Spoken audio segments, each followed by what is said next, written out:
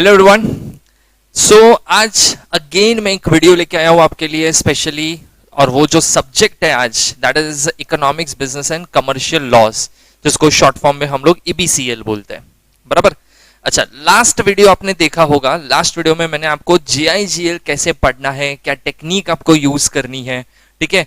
फिर वो मैंने आपको देखा होगा आपने वीडियो, तो उसमें मैंने 3 जोन में पूरा पोर्शन डिवाइड करके आपको मैंने बताया था, ठीक है। बस कुछ उसी तरीके से आज का ये जो वीडियो है उसमें हम लोग ईबीसीएल का जो सब्जेक्ट है उसके ऊपर डिस्कशन करेंगे कि कैसे पढ़ना है, इसमें पैटर्न कैसी होती है, इसमें इंपॉर्टेंट चैप्टर्स क्या है। बराबर।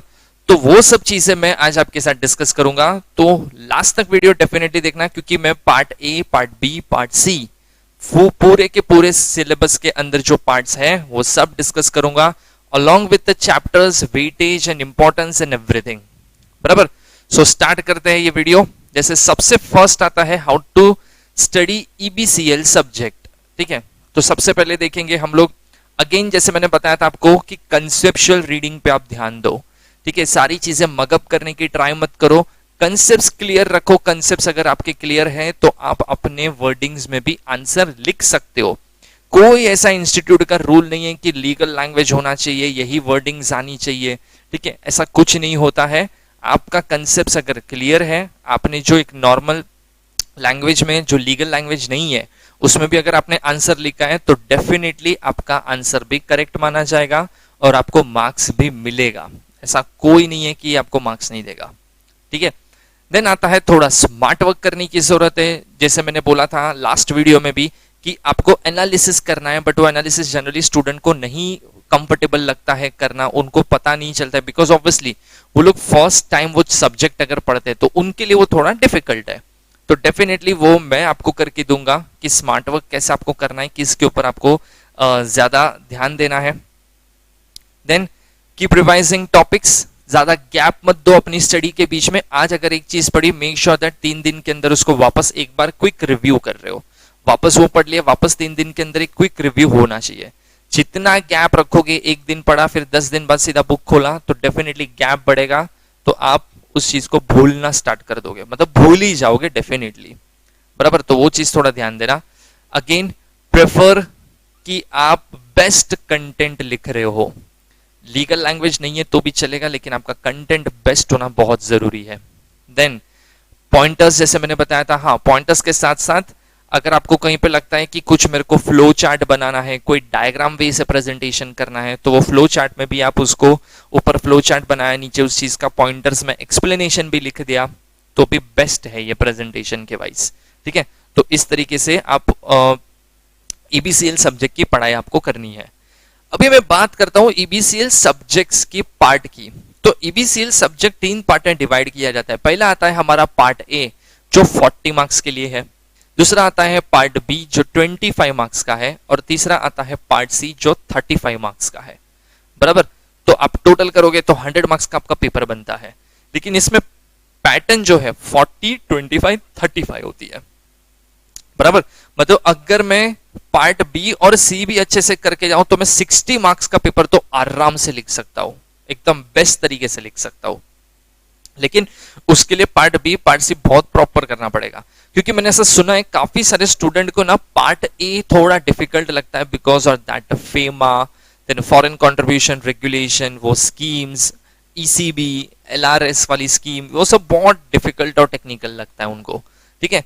तो वो करेक्ट है, मतलब आप जो सोच रहे हो कि वो थोड़ा टेक्निकल पार्ट है, डिफिकल्ट पार्ट है, एक्चुअली बोलो तो है, थोड़ा डिफिकल्ट है, बट ऐसा नहीं है कि आप पढ़ नहीं सकते।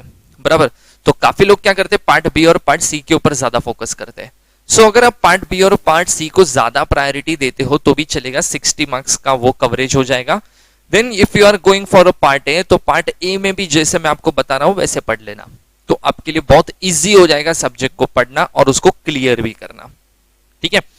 अभी देखते हैं हम लोग important chapter weightage wise analysis, कि कौन सा चैप्टर का वेटेज क्या है ईच एंड एवरी पार्ट के अंदर, पार्ट ए, पार्ट बी और पार्ट सी के अंदर, ठीक है। तो सबसे पहले मैं देखूंगा कि जैसे देखो हम लोग ने लास्ट टाइम जीएल में क्या किया था, हम लोग ने उसको 3 पार्ट में डिवाइड किया था, यहाँ पे मैं उसको 2 पार्ट में ही डिवाइड करता हूं, ठीक है। तो पहला हमारा पार्ट होगा रेड जोन वाला। ठीक है, जिसका हाईएस्ट वेटेज होता है चैप्टर, और दूसरा मैंने सीधा रख दिया है ग्रीन जोन, जो लीस्ट इंपॉर्टेंट चैप्टर है। क्यों ऐसा किया है, उसका रीजन ये है कि पार्ट वाइज है ये पूरा। पार्ट ए में कुछ चैप्टर्स है, बी में तो एक ही है, और सी में कुछ अलग है, तो उसको फिर तीन तीन जोन बनाऊंगा तो कुछ बोलते ना लॉजिकली करेक्ट नहीं होगा। इससे बेटर है आप इसको दो जोन में डिवाइड कर देना, मतलब मैं आपको करके दे रहा हूं और आप उसी तरीके से उसकी पढ़ाई कर लेना, बराबर। तो सबसे पहले हम लोग देखते हैं रेड जोन में पार्ट ए में जो फर्स्ट पार्ट है उसमें कौन से चैप्टर्स इंपॉर्टेंट है। तो सबसे इंपॉर्टेंट पहला माना जाता है फेमा, जिसका वेटेज अराउंड 10 to 12 मार्क्स है। 10 to 12 मार्क्स के चैप्टर में कभी कभी डायरेक्ट क्वेश्चंस भी पूछते हैं, कभी कभी ये लोग केस स्टडीज पूछते हैं, और केस स्टडीज में मैं आपको बताता हूं ज्यादा कहां पूछा जाता है। सब लिमिट्स होगी कि मेडिकल ट्रीटमेंट है तो कितना अलाउड है, फंड्स विड्रॉल, ठीक है। तो ऐसे काफी सारे एक लंबा लिस्ट है, एजुकेशन पर्पस के लिए, ट्रैवलिंग पर्पस के लिए, तो वो लिस्ट बहुत अच्छे से पढ़ के जाना, और वो भी अमेंडेड वाला लिस्ट पढ़ के जाना, ठीक है। पुराना लिस्ट पढ़ के जाओगे तो कुछ मतलब ही नहीं है। तो ये वाला चैप्टर तो गलती से भी आपको नहीं छोड़ना है ऑप्शन में, ठीक है। दूसरा आता है FCRA, that is foreign contribution regulation act, ये भी अराउंड 8 मार्क्स का इसका वेटेज है, ठीक है। Then RBI act again around 8 marks weightage. Then non banking financial companies, इसके अंदर आपको टाइप्स ऑफ NBFCs, उसका रजिस्ट्रेशन, ये सब कुछ मिलेगा, इसका वेटेज भी अराउंड 8 to 10 मार्क्स हो जाता है। और सबसे एक इंपॉर्टेंट चीज अगर मैं बता दूं तो ये NBFC अगर आप यहाँ पे अच्छे से पढ़ लोगे ना, तो सेटिंग अप ऑफ बिजनेस में भी NBFC आता है, तो ये अच्छे से इन डेप्थ पढ़ लिया ना, तो वहां पे आपको वो पढ़ने की जरूरत नहीं पड़ेगी। That is called smart work, ठीक है। हर चीज दो दो बार चार चार बार पढ़ते रहोगे तो मतलब ही नहीं है ना कोई उस चीज का। तो उसको NBFC को अगर यहाँ पढ़ रहे हो, और मेरे हिसाब से यहाँ पे पढ़ोगे वो ज्यादा बेटर है, क्योंकि यहाँ पे बहुत अच्छे से इन डेप्थ दिया गया है। तो आप सेटिंग अप में भी सेम आंसर को लिख सकते हो, जो इधर भी NBFC है वो उधर NBFC रहने वाला है, वो कोई चेंज नहीं होने वाला है। देन एक्सटर्नल कमर्शियल बोरोइंग्स करके जो चैप्टर है उसका भी वेटेज अराउंड 6 to 8 मार्क्स माना जाता है, ठीक है। दूसरा हम लोग देखते हैं ओवरसीज डायरेक्ट इन्वेस्टमेंट, उसका भी वेटेज अराउंड 5 मार्क्स है। Then liberalised remittance scheme 5 marks, और SEZ अराउंड 5 मार्क्स। तो यहाँ पे जितने भी चैप्टर्स मैंने आपको रेड और ग्रीन जोन करके जो बताया है, ठीक है, वो एक आध दो चैप्टर कम ही होगा, लेकिन इतना पढ़ोगे then it is sufficient for your examination, बराबर। इतना पढ़ो बस हो गया पार्ट ए के लिए। पार्ट बी पे अगर मैं जब जाता हूं तो पार्ट बी में तो एक ही चैप्टर है कंपटीशन एक्ट, और वो चैप्टर का ही वेटेज आपका 25 मार्क। मतलब गलती से भी तो ये चैप्टर का एक कंसेप्ट तक आप ऑप्शन में नहीं छोड़ सकते, क्योंकि 25 मार्क है, कभी भी कुछ भी कहीं से भी चैप्टर के अंदर से उठा के पूछ लेंगे। केस स्टडीज के फॉर्म में आ सकता है, डायरेक्ट क्वेश्चंस के फॉर्म में आ सकता है, then give your opinion, comment, ऐसे फॉर्म में भी क्वेश्चंस आ सकता है। तो ये चैप्टर तो मैं तो बोलूं कि इसमें रेड जोन ग्रीन जोन बनाने की मेरे को कोई जरूरत ही नहीं है, because that is only one chapter, और इसको तो फुल फ्लेज पढ़ना ही पड़ेगा आपको, ठीक है। तीसरा मैं देखता हूं रेड जोन पार्ट सी में, ठीक है। अभी जाते हैं पार्ट सी में, उसपे सबसे इंपॉर्टेंट चैप्टर पहला आता है ट्रांसफर ऑफ प्रॉपर्टी एक्ट, जिसका weightage around 10 to 12 marks. Then contract act around 8 to 10 marks. Then specific relief act around 8 marks. Then consumer protection act around 8 marks, and RERA 8 marks, and negotiable instrument 8 marks. अभी देखो ये जो भी मैं marking आपको बता रहा हूं ना, ये एक पास्ट पेपर्स को एनालाइज करके ट्रेंड को देख के हम लोग बनाते हैं। So there is no surety about that कि ये इसमें से इतना ही आएगा, ऐसा मैं तो क्या इंडिया का कोई भी प्रोफेसर नहीं बोलेगा। और अगर कोई बोलता रहेगा तो मेक श्योर दैट कि वो करेक्ट नहीं है, बिकॉज इंस्टीट्यूट कभी ये नहीं बोलता है कि ये चैप्टर का वेटेज इतना है और ये चैप्टर का वेटेज इतना है। आप स्टूडेंट को ऐसा बोल दो ये चैप्टर मत पढ़े, कोई इंस्टीट्यूट ऐसा नहीं बोलता। ICSI तो जरा भी नहीं बोलता है। तो वो क्या होता है कि हम लोग अपना एक एनालिसिस करते हैं, पास्ट पेपर्स, पास्ट लास्ट समझो आप 10 अटेम्प्ट के पेपर्स चेक करते हैं, फिर देखते हैं उसमें कौन से क्वेश्चन ज्यादा रिपीटेड हुए हैं, तो वो उसका एक बोलते हैं ना एक एवरेज निकाला जाता है। देयर इज नो श्योरिटी कि ये ऐसा ही आएगा, ये मैं अभी भी बता रहा हूं, ठीक है। इसका अगर मैं ग्रीन जोन देखूं पार्ट सी, तो sale of goods act 5 marks, money laundering 5 marks, then बेनामी properties around 5 marks, partnership act 5 marks, essential commodities 5 marks, and legal metrology 5 marks. ये सबका वेटेज बहुत कम माना जाता है, इसमें भी जैसे लीगल मेट्रोलॉजी और एसेंशियल कमोडिटीज है, ये तो 4-5, इससे ज्यादा तो कभी जाएगा भी नहीं शायद, बराबर। शायद एक दो पेपर में गया होगा, अदरवाइज तो वो भी नहीं। हाँ, जैसे पार्टनरशिप में से कभी 6 तक पूछा जा सकता है, कभी कभी नसीब तुम्हारे बहुत अच्छे होंगे, क्योंकि partnership is actually easy chapter, अगर तुम्हारे नसीब बहुत अच्छे तो वो 8 मार्क्स तक भी चला जा सकता है, बराबर। तो उस तरीके से मार्किंग की थोड़ी बहुत पैटर्न इंस्टीट्यूट चेंज कर सकता है। ये एक टेंटेटिव एवरेज है कि इसी तरीके से most of the time past में पेपर्स पूछे गए हैं, और ये चैप्टर्स में से इतने कंटेंट को अडॉप्ट किया गया है फॉर योर एग्जामिनेशन, बराबर। तो ये था हमारा पार्ट सी वाला, बराबर, जो ग्रीन जोन। अभी देखो मैंने आपको यहाँ पे बताया कि ये रेड जोन ग्रीन जोन करके 2 जोन बनाए हैं, और उसमें मैंने चैप्टर्स को इंपॉर्टेंस दिया है। रेड वाले हाईएस्ट वेटेज वाले माने जाते हैं और मोस्ट इंपॉर्टेंट माने जाते हैं, ग्रीन वाले थोड़े लीस्ट इंपॉर्टेंट है, बराबर।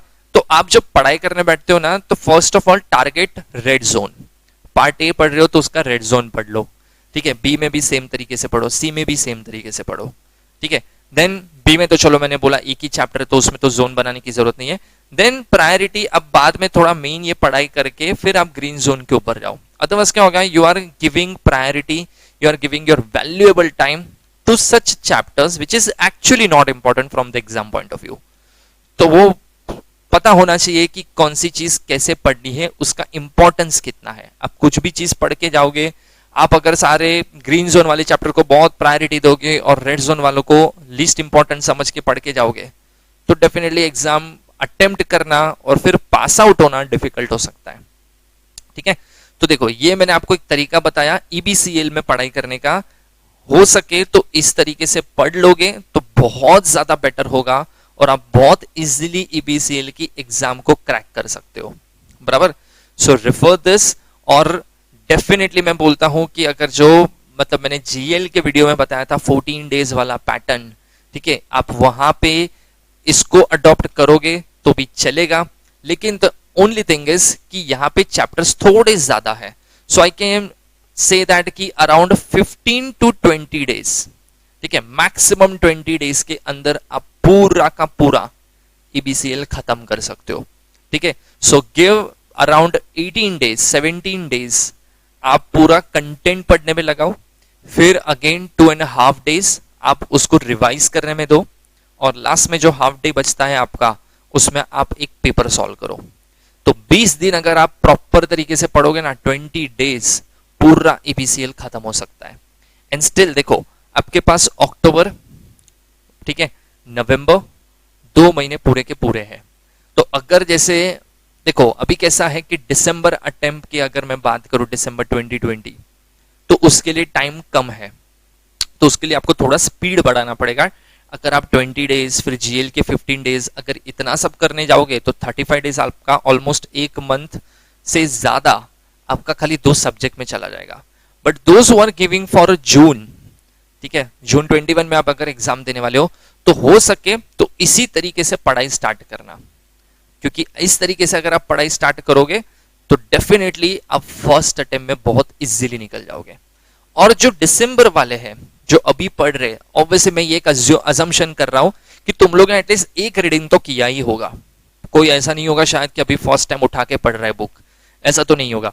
तो तुम लोग ये ध्यान देना दिसंबर 20 वाले अटेम्प्ट वाले कि तुम लोग को क्या करना है, जो मैंने रेड जोन और ग्रीन जोन में चैप्टर्स बताए उसका रिवीजन अच्छे से करना, उसको प्रायोरिटी देना। अगर वो ऑप्शन में छोड़ के बैठे हो तो उसको प्लीज रेफर कर लेना, ठीक है। और जो ग्रीन जोन वाले हैं उसको एक बार रीडिंग कर लोगे, दैट इज इनफ, इससे ज्यादा पढ़ने की जरूरत नहीं है। बट अगर उसके लिए पहले अच्छे से पढ़ाई करके रखा है तो, अदरवाइज नहीं, ठीक है। सो होपफुली आपको ये सब जो इंफॉर्मेशन मैंने आपके साथ शेयर की, ये डेफिनेटली आपको बहुत ज्यादा हेल्पफुल होगा, बराबर। So all the best for your exams, thank you.